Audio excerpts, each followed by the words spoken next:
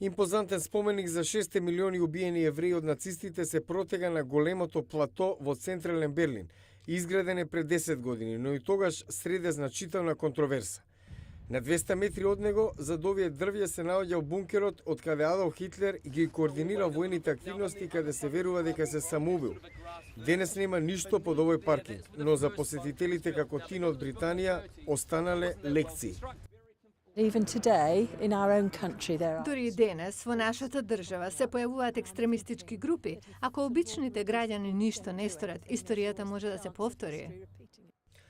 А тоа е пораката од оваа изложбена поставка за жителите на некогаш поделениот град. Бјорн Вајгел е кустос. And we are right in front of where it originally was.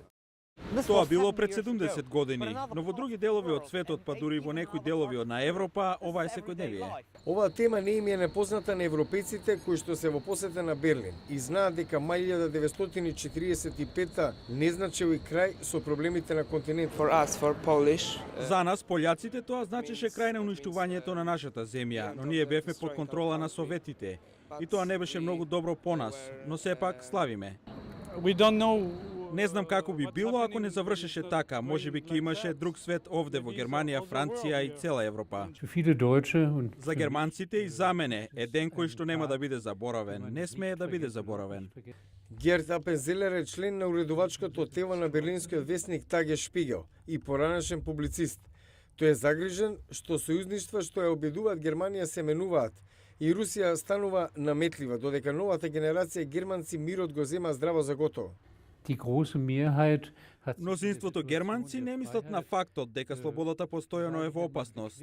Америка се менува, глобалните односи се менуваат и германците и европејците треба да се обединат, да останат заедно за да останат релевантни партнери за САД.